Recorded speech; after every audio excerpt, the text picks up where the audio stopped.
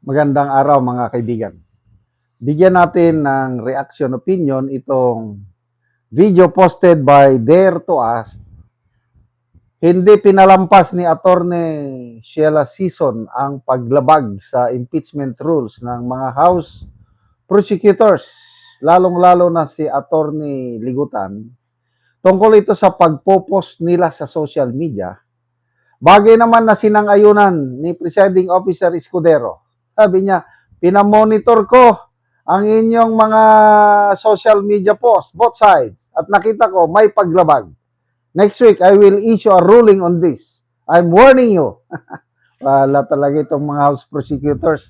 Oh, believe ako dito kay Attorney Sison, hindi niya pinapalampas ang mga ganitong kapalpakan ng House prosecutors.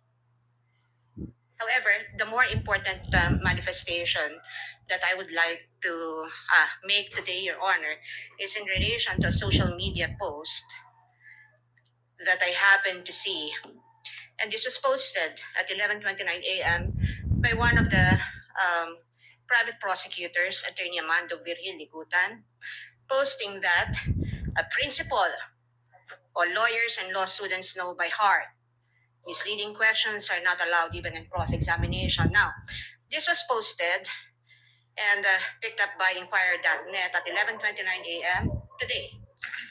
And I surmise that this has something to do with the exchange between the private prosecutor, Attorney Kapunan, and the defense counsel, Attorney Ferrer, on the matter of the cross-examination question that Attorney Ferrer asked the prosecution's witness. And I have here a transcript because I find it troubling that the private prosecutor would do this in the middle of a courtroom hearing.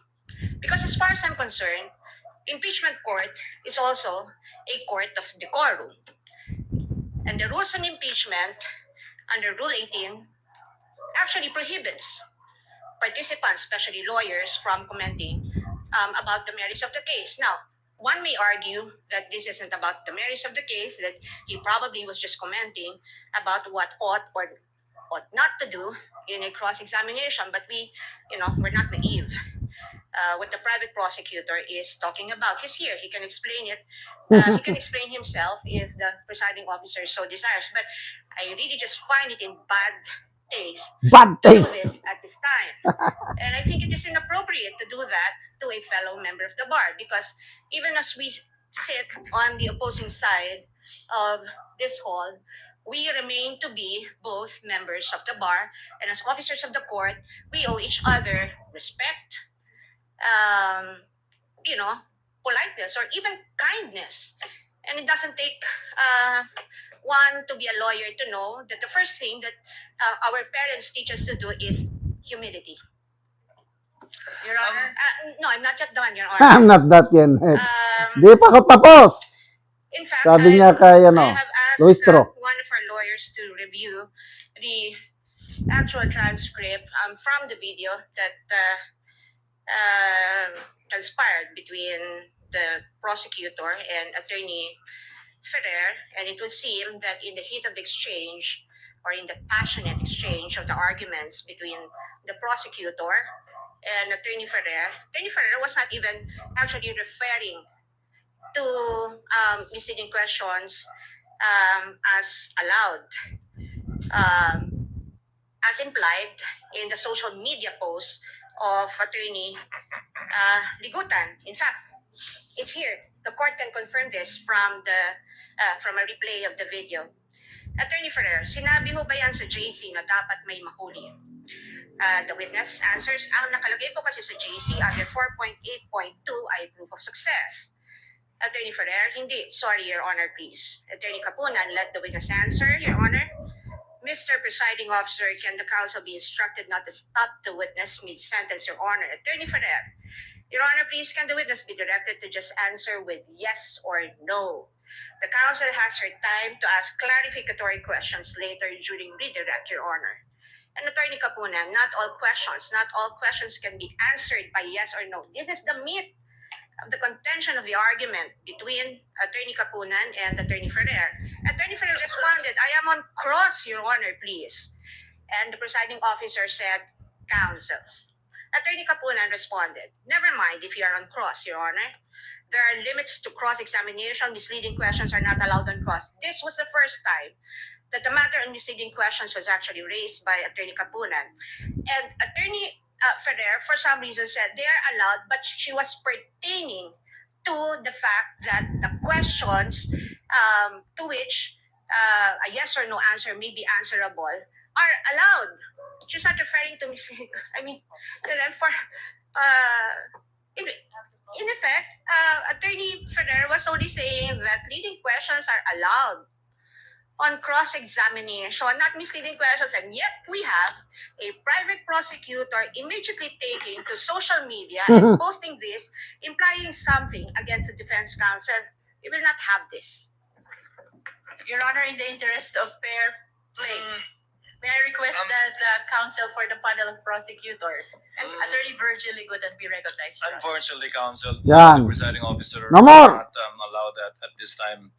The presiding officer takes in advisement the manifestation of the counsel, the lead counsel for the respondent, because quite frankly, Honorable Luistro, I asked the clerk of court to monitor the public statements of the counsels of the parties this past week. And one side has been crossing the line many times. And in fact, One side has been crossing the line. Sino yung one side? Prosecution. Ang dami nila. Ang dami na nilang mga violation sa rules of impeachment court. Kita nyo? Ang dami nilang mga post kung ano-anong sinasabi. Samantala ang defense, wala. Tahimik lang. May na babasa ba kayong post ng mga defense lawyers ni VP Sara? Ako wala. Ito lang, Team Luistro, ang galing nilang magsalita sa social media. the presiding officer is already in the process of drafting a ruling and a warning and an order pertaining to this, because clearly I can even name all of you who have been commenting on social media in violation of Rule 18 of the impeachment rules. Yeah.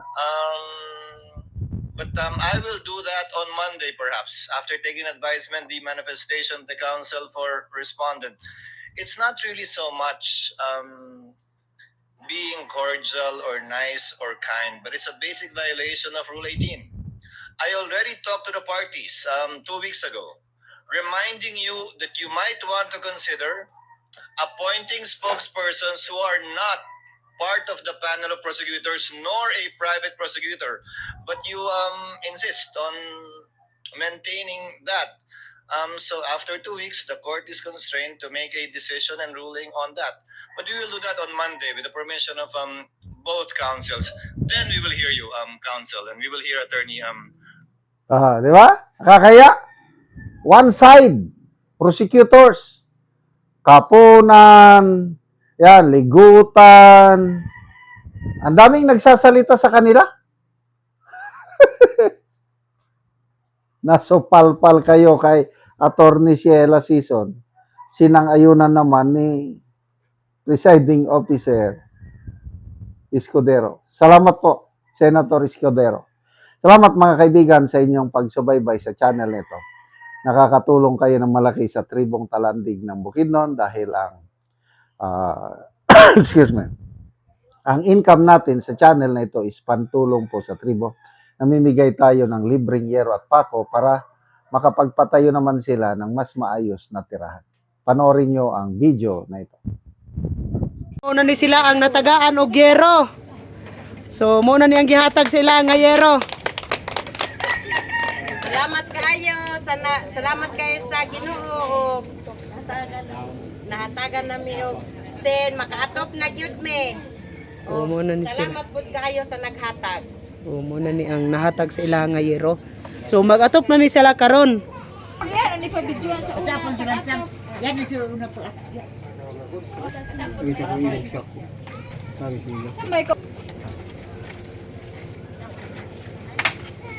So maupod ni ang mga lansang bahin-bahinon. Thank you so much.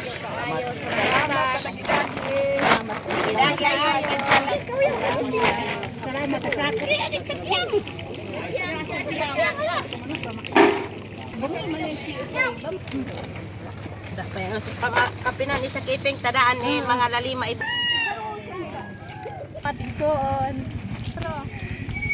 Og karon mo na ni ang atop sa natagaan namo karon og gyero. So dagko na gyud og buslot.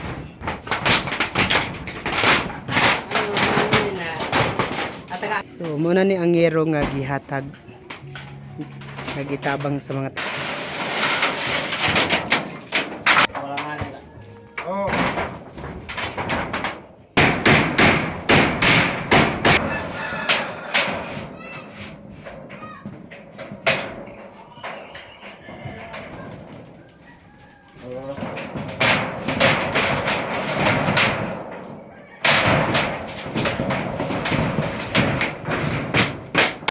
ug karon humanagid sa pag-atop ang among ginatabang nga yero. So maayo na gid nga tan-aw. Salamat kaayo. Pasalamatan ako ang labaw ang Ginoo og samot na gyud ang naghatag ani. Salamat gid kaayo. Thank you. Salamat.